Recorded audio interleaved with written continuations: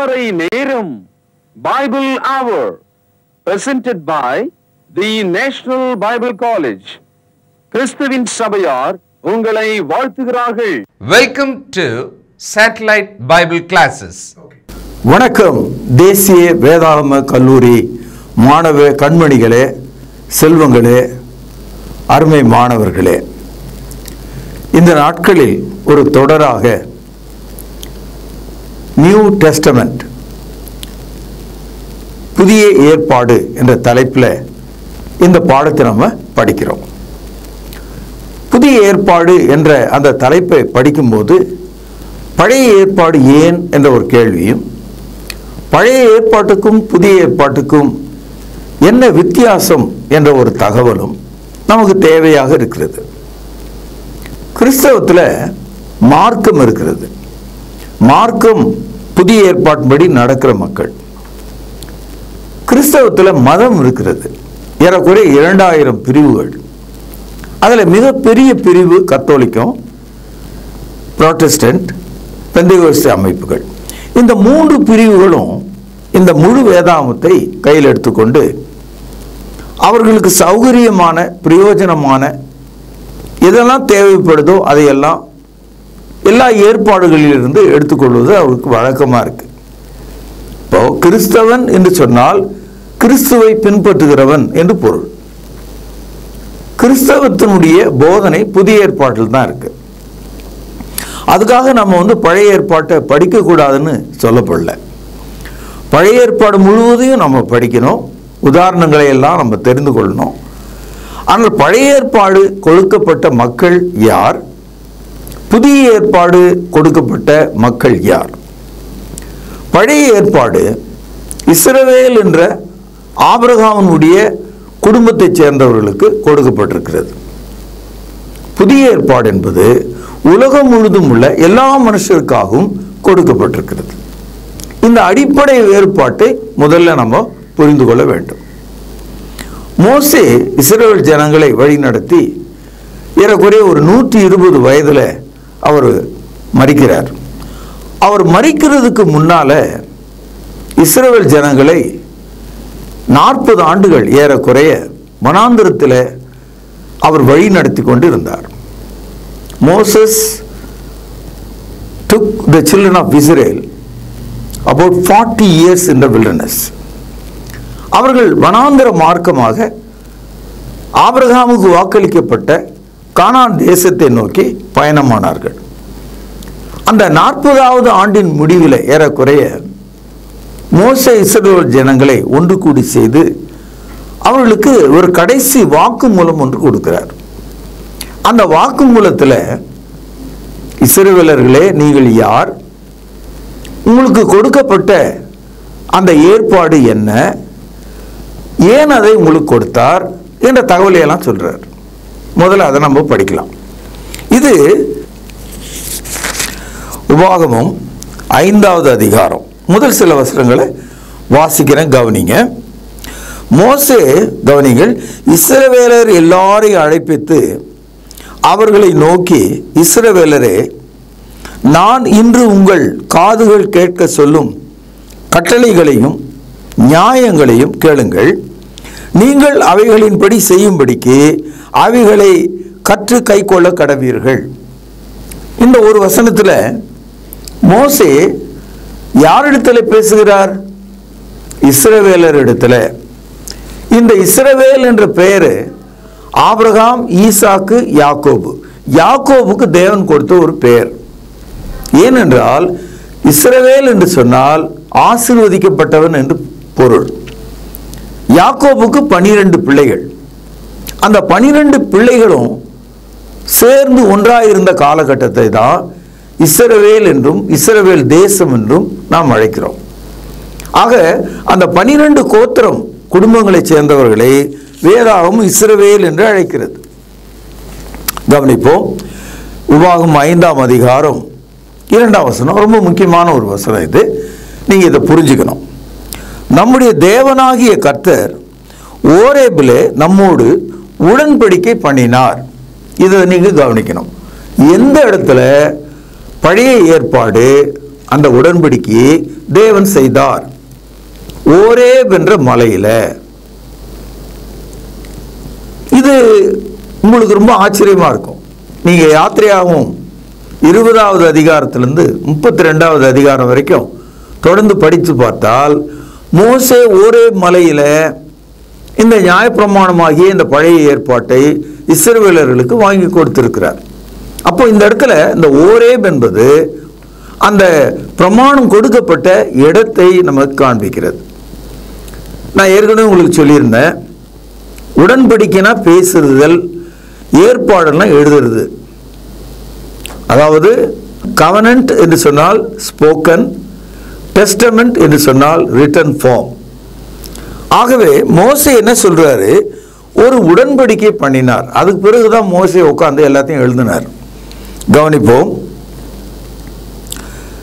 3வது வசனம் ரொம்ப முக்கியமான ஒரு வசனம். அந்த உடன்படிக்கையை கர்த்தர் நம்முடைய பிதாக்களோடு பண்ணாமல் இந்நாளில் இங்கே உயிரோடு இருக்கிற நம்ம எல்லாரோடும் பண்ணினார். மோசே என்ன சொல்றாருன்னா, தேவன் செய்த இந்த உடன்படிக்கையை நம்முடைய பிதாக்களோடு பண்ணவில்லை அப்படின்னு ஒரு வார்த்தை சொல்றார். இந்த இடத்துல பிதாக்கள் என்பது யாரு? இஸ்ரவேலர்களுடைய பிதாக்கள் யாரு? ஆபிரகாம், ஈசாக்கு, யாக்கோப். இந்த 3 பேரும் மோசேயின் மூலமாய் கொடுக்கப்பட்ட உடன்படிக்கை கிடைக்கிற காலத்துக்கு முன்னாலேயே இறந்துட்டாங்க. இஸ்ரவேலர்கள் எகிப்தை விட்டு புறப்பட்டாங்களே, அதுக்கு முன்னாலேயே இறந்துட்டாங்க அவங்க எல்லாம். ஆகவே தான் நம்முடைய பிதாக்களோடு பண்ணாமல் இந்நாளில் இங்கே குடியிருக்கிற நம் எல்லாரோடும் பண்ணினார். கர்த்தர் மலையிலே அக்னியின் நடுவில் இருந்து முகமுகமாய் உங்களோடு பேசினார். கர்த்தருடைய வார்த்தையை உங்களுக்கு அறிவிக்கும்படி அக்காலத்திலே நான் கர்த்தருக்கும் உங்களுக்கும் நடுவாக நின்றேன். இதிலிருந்து நமக்கு ஒரு தெளிவு வரணும். Old testament was given to Israel by Moses. Moses stood between God and Israel. தேவனுக்கும் இஸ்ரவேலருக்கும் நடுவிலே மோசே நின்றார். அவர் மூலமாக அது வாங்கி கொடுக்கப்பட்டது. இப்பொழுது யாத்திரையாகமும் 20வது அதிகாரம். இந்த 20வது அதிகாரம் முதல் 17 வசனங்கள்ல அந்த பழைய ஏற்பாட்டினுடைய முதல் 10 கட்டளைகளை நம்ம இங்கே படிக்கலாம். இந்த 10 கட்டளைகளை தமிழில் மொழிபெயர்த்தவங்க மிகப்பெரிய ஒரு தவறு செய்திருக்காங்க. கற்பனைகள் அப்படின்னு மொழிபெயர்த்திருக்காங்க. இப்போ கற்பனைனா இன்னைக்கு இருக்கிற தமிழில் நம்ம யோசனை, மனதில் நான் நினைக்கிறேன் இல்லையா, கற்பனை, அந்த மாதிரி ஆயிடும். இந்த இடத்துல கட்டளைகள் அவைகள். they are commandments, they are not imaginations. அதை நீங்க புரிஞ்சுக்கணும். 10 கற்பனைகள் அப்படின்னு சொல்லக்கூடாது, 10 கட்டளைகள் என்று தான் சொல்லணும். இந்த 10 கட்டளைகள் ரொம்ப சிறப்பாக சொல்லப்பட்டிருக்கு. முதல் கட்டளை பாருங்க, யாத்திரையாகமும் 20வது அதிகாரம் 2ஆம் வசனம், உன் தேவனாகிய கர்த்தர் நானே. 2வது கட்டளை 3வது வசனம், என்னை என்று வேறு தேவர்கள் உனக்கு உண்டாயிருக்க வேண்டாம். 3வது, தேவனுடைய நாமத்தை வீணிலே வழங்க வேண்டாம். 4வது, ஓய்வு நாளை பரிசுத்தமாய் ஆசரிப்பாயாக. 5வது, உன் தகப்பனையும் தாயையும் கனம் பண்ணுவாயாக. 6வது, கொலை செய்யாதிருப்பாயாக. 7வது, உபச்சாரம் செய்யாதிருப்பாயாக. 8வது, களவு செய்யாதிருப்பாயாக. 9வது, பிறனுக்கு விரோதமாய் பொய் சாட்சி சொல்லாதிருப்பாயாக. 10வது, பிறனுடைய வீட்டை இச்சையாதிருப்பாயாக. ஆக இந்த 10 கட்டளைகளை மோசே அவர்களுக்கு கொடுத்தான். இந்த கட்டளைகள் 2 சாட்சி பலகையில் எழுதப்பட்டிருக்கிறது. இதை யாத்திரையாகவும் 32வது அதிகாரம் 15வது வசனத்தில் படிக்கிறோம். பின்பு மோசே மலையிலிருந்து இறங்கினான். சாட்சி பலகைகள் 2ம் அவன் கையில் இருந்தது. அந்த பலகைகள் இருபுறமும் எழுதப்பட்டிருந்தது. அவைகள் இந்த புறத்திலும் அந்த புறத்திலும் எழுதப்பட்டிருந்தது. அந்த பலகைகள் தேவனால் செய்யப்பட்டதாயும் அவைகளில் பதித்த எழுத்து தேவனால் எழுதப்பட்டதுமாயும் இருந்தது. பெரிய தகவலை நம்ம படிச்சிருக்கோம். சில இடங்களில் மோசேயினுடைய படத்தை நீங்கள் பார்த்துருப்பீங்க. அவனுடைய கையில் 2 கற்பலகைகள் இருந்தது. 2 ஸ்டோன் டேப்லெட்ஸ், கற்பலகையினால 2 இருந்தது. இந்த தகவலை கொஞ்சம் ஆழமாக நீங்கள் கவனிக்கணும். அதாவது அந்த கற்பலகைக்கு முன்னாலேயும் பின்னாலேயும் 2 பக்கமும் எழுதியிருந்தது. அப்போது இதில் நீங்கள் ஒரு நியாயமான தகவலை புரிஞ்சுக்கணும். அந்த கற்பலகை ஒரு பக்கமாக எழுதியிருந்ததா சிலர் நினச்சிருக்காங்க. சில பேர் 2 கற்பலகைகளில் இந்த பக்கம் 5 அந்த பக்கம் 5 நினைக்கிறாங்க.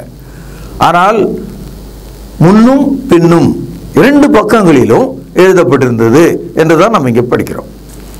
அது மாத்திரமல்ல, அந்த கற்பலகைகளை தேவன் கொடுத்தார் ஒன்று. 2வது, தேவன் அதை எழுதி கொடுத்தார். இதெல்லாம் நம்ம மனதில் புரிந்து கொள்ள வேண்டும். இந்த கற்பலகைகளினுடைய விரிவாக்கம், அதாவது அந்த 10 கட்டளையினுடைய விரிவு.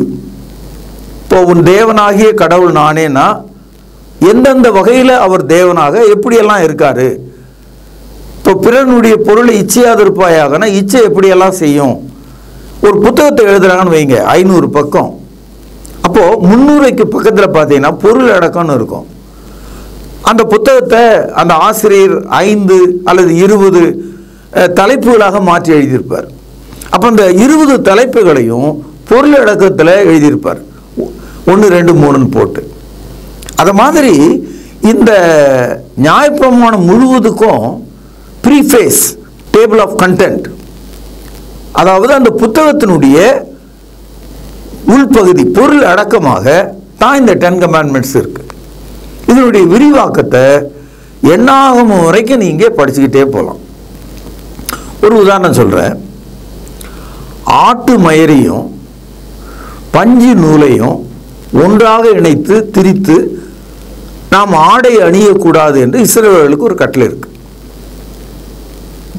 அவர்கள் கழித்த மலத்தை மூடி போட வேண்டும் என்ற ஒரு கட்டளை இருக்கிறது.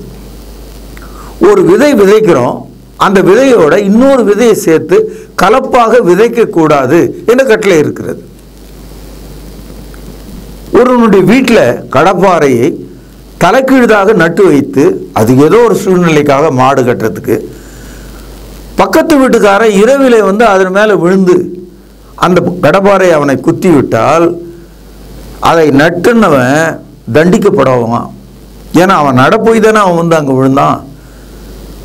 உங்களுக்கு நான் சொல்றது புரிஞ்சிருக்கோன்னு நினைக்கிறேன். இந்த மாதிரி ஏராளமான கருத்துகள் இந்த 10 கமாண்ட்மெண்ட்ஸினுடைய எக்ஸ்பிளனேஷனாக, விளக்கமாக சொல்லப்பட்டிருக்கிறது. போன வகுப்பில் நம்ம கவனித்தோம். மொத்தம் 10 கட்டளைகள். அந்த 10 கட்டளைகளினுடைய விரிவாக்கம் ஏறக்குறைய 603 கட்டளைகள். இப்போ 603 10 ஒன்றா கூட்டினீங்கன்னா 613 வருது. கட்டளைகள் அப்படின்னு நம்ம சொல்லும்போது முகங்கள் இருக்கும். எல்லா கட்டளைகளுக்குமே 2 ஃபேஸ் இருக்கு.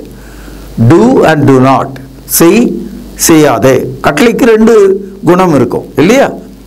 அப்போ இந்த 613 கட்டளைகளில் 245 கட்டளைகள் செய், 368 கட்டளைகள் செய்யாதே. அப்போ செய்யாதே என்பது தான் அதிகமா இருக்கு. மறுபடியும் சொல்றேன், உங்க பையனுக்காக மொத்த கட்டளைகள் 613, அதுல 10 பொருளடக்கம் போல இருக்கு, 603 அதனுடைய விரிவாக்கமாக இருக்கிறது, 245 செய், 368 செய்யாதே. இப்பொழுது எபிரேயர் 8ஆம் அதிகாரத்தை நாம் திருப்பிக் கொள்ளலாம். இந்த 8ஆம் அதிகாரத்தில் இந்த பழைய ஏற்பாட்டை மாற்றி ஒரு புதிய ஏற்பாடு உலகளாவிய மக்களுக்கு கொடுக்க போவதாக எரேமியா தீர்க்கதரிசன் மூலமாய் கர்த்தர் சொல்லியிருந்தார். இயேசு கிறிஸ்து பிறப்பதற்கு சுமார் 650 ஆண்டுகளில் இது சொல்லப்பட்டது. இப்பொழுது புதிய ஏற்பாட்டில் இந்த கருத்தை பரிசுத்த ஆவியானவர் உங்களுக்கு எனக்கும் நினைவூட்டுகிறார். கவனிப்போம். எபிரேயர் 8வது அதிகாரம் 8வது வசனம். அவர்களை குற்றப்படுத்தி அவர்களை நோக்கி, இதோ கர்த்தர் சொல்லுகிறது என்னவெனில், இஸ்ரவேல் குடும்பத்தோடும் யூதா குடும்பத்தோடும் நான் புது உடன்படிக்கையை ஏற்படுத்தும் காலம் வருகிறது. அவருடைய பிதாக்களை எகிப்து தேசத்திலிருந்து கொண்டு வரும்படிக்கு நான் அவர்களுடைய கையை பிடித்த நாளிலே அவர்களோடு பண்ணின உடன்படிக்கை போல அது இருப்பதில்லை. அந்த உடன்படிக்கையிலே அவர்கள் நிலை நிற்கவில்லையே, நானும் அவர்களை புறக்கணித்தேன் என்று கர்த்தர் சொல்லுகிறார்.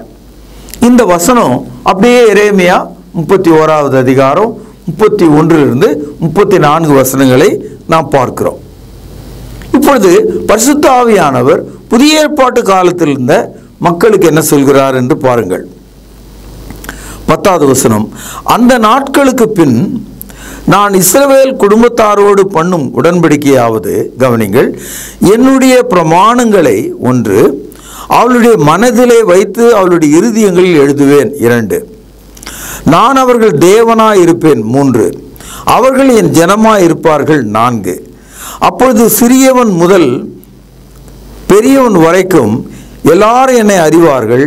ஆகையால் கர்த்தரை அறிந்து கொள் என்று ஒருவன் தன் அயலானுக்கும், 5 ஒருவன் தன் சகோதரனுக்கும் போதிக்க வேண்டுவதில்லை. 6 ஏனெனில் நான் அவர்கள் அநியாயங்களை கிருபையாய் மன்னித்து, 7 அவர்களுடைய பாவங்களை அக்கிரமங்களை இனி நினையாமல் இருப்பேன். 8 என்று கர்த்தர் சொல்கிறார். புதிய ஏற்பாடு எப்படி செயல்பட போகிறது? புதிய ஏற்பாடு கற்பலகையில் எழுதப்படாமல் நம்முடைய இருதயங்களில் எழுதப்பட போகிறது. பழைய ஏற்பாட்டு பலிகள் வழியாக பாவங்கள் மன்னிக்கப்பட்டது போல மன்னிக்கப்படாமல் நம்முடைய அக்கிரமங்களையும் பாவங்களையும் தேவன் கிருபையினாலே மன்னிக்க போகிறார். ஆகவே பழைய ஏற்பாட்டுக்கும் புதிய ஏற்பாட்டுக்கும் மாபெரும் வித்தியாசம் இருக்கிறது. பழைய ஏற்பாடு மிருகத்தின் பலியினாலே பிரதிஷ்டை செய்யப்பட்டது. புதிய ஏற்பாடு இயேசு கிறிஸ்துவின் இரத்தத்தினாலே பிரதிஷ்டை செய்யப்பட்டிருக்கிறது. இப்பொழுது எபிரேயர் 8வது அதிகாரம் 13வது வசனம். புது உடன்படிக்கை என்று அவர் சொல்லுகிறதுனாலே முந்தினதை பழமையாக்கினார். பழமையானதும் நாள்பட்டதுமா இருக்கிறது, உள்வழிந்து போக காலம் சமீபத்திருக்கிறது. சில பொருளுங்க தானாவே மக்கி தானாவே கெட்டு போயிடும். அது மாதிரி பழைய ஏற்பாடு தானாகவே முடிவுக்கு வந்து விட்டது. இப்பொழுது புதிய ஏற்பாடு நம்மை ஆளக்கூடியதாக இருக்கிறது. இனிமேல் நமக்கு காளை வெள்ளாடு அவைகளின் ரத்தம் தேவையில்லை. எபிரேயர் 9வது அதிகாரம் 13வது வசனம்.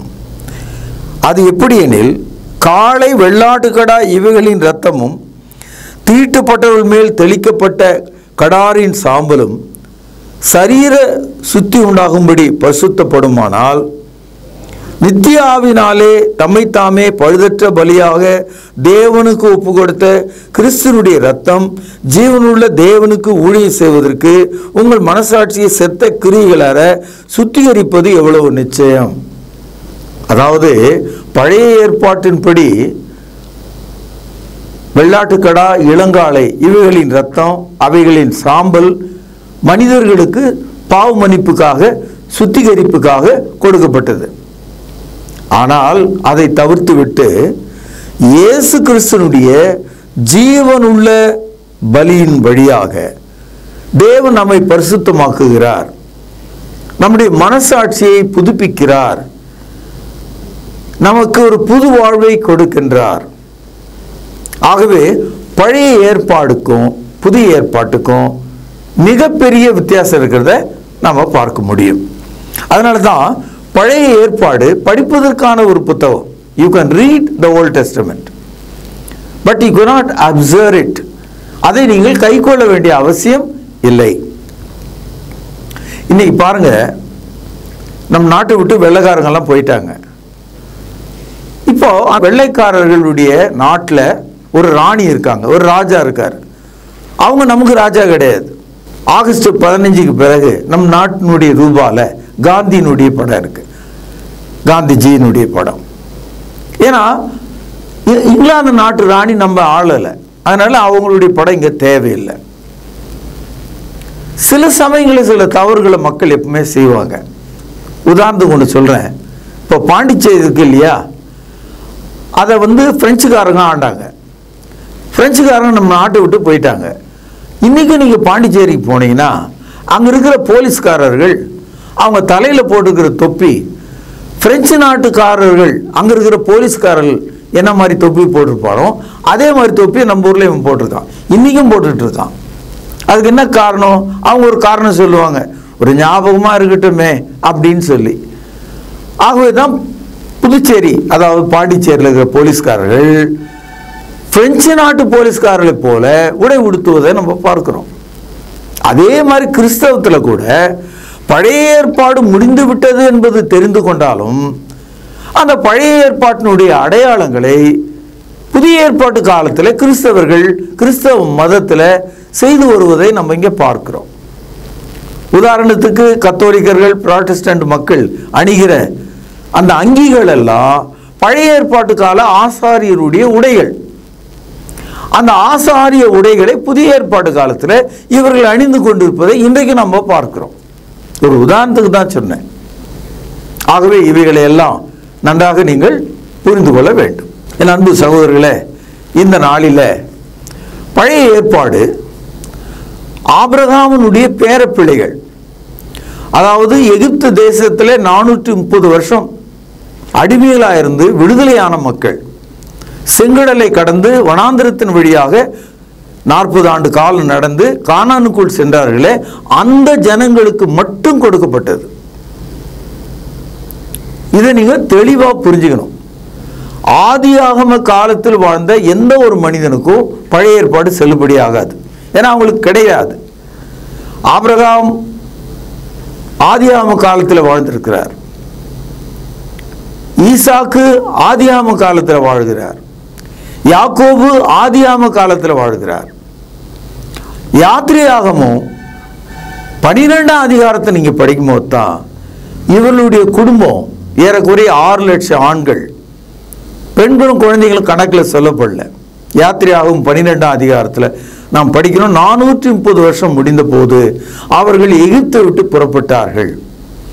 அப்படி புறப்பட்டு போன மக்களுக்கு தான் மோசே ஓரேபில் நியாயப்பிரமாணத்தை, அந்த 2 கற்பலகைகளில் எழுதப்பட்ட வார்த்தைகளை அந்த ஜனங்களுக்கு கொண்டு வந்து கொடுத்து அதனுடைய விரிவாக்கத்தை அவர்களுக்கு போதித்தார். அவைகள் தோல் சுருளை எழுதி இஸ்ரவேலர்கள் மத்தியில் இந்நாள் வரைக்கும் அவர்கள் வைத்திருக்கிறார்கள். இதை நீங்கள் தெளிவாக புரிந்து கொண்டால் புதிய ஏற்பாட்டை படிப்பது மிகவும் சுலபமாயிருக்கும். நல்லது நண்பர்களே, மாணவர்களே, நாளை இதனுடைய தொடர்ச்சியை நாம கவனிப்போம், பிரார்த்தனை செய்வோம். மகா பரிசுத்த நிறைந்த அன்பான தகப்பனே, இந்த நாளிலே மிகவும் ஆழமான கருத்தாக்கம் மிக்க ஜீவனுள்ள நற்செய்தியை நாங்கள் கேட்டிருக்கிறோம். பழைய உடன்படிக்கை ஓரேபிலே இஸ்ரவேலர்களுக்கு கொடுக்கப்பட்டது என்பதையும் அது உருவழிந்து போகும் காலம் சமீபமாக இருக்கிறது என்பதையும் நாங்கள் புரிந்து கொண்டோம். இயேசு கிறிஸ்துவினுடைய ரத்தம் எங்கள் மனசாட்சியிலே தெளிக்கப்படும் போது செத்த மனசாட்சி உயிர்ப்பிக்கப்படுகிறதே, அதற்காக உமக்கு நன்றி செலுத்துகிறேன். கேட்ட மனிதர்களையும் மாணவர்களையும் குடும்பங்களையும் ஆசீர்வதியும். ஆண்டவர் இயேசுவின் நிமித்தமே ஜெபத்தை கேட்டருளும் ஜீவனுள்ள எங்கள் நல்ல பிதாவே, ஆமேன். தொடர்பு கொள்ள வேண்டிய முகவரி: திருமறை நேரம், 58 சர்ச் தெரு, குமரன் நகர், சென்னை 6,82,000. தொலைபேசி எண் 044255008882. செல்போன் 9385500882. கர்த்தாவே, தேவர்களில் உமக்கு பானவர் யார்? வானத்திலும் பூமியிலும் உமக்கு பானவர் யார்? உமக்கு பானவர் யார்? உமக்கு பானவர் யார்? வானத்திலும் பூமியிலும் உமக்கு பானவர் யார்? வானத்திலும் பூமியிலும் உமக்கு பானவர் யார்?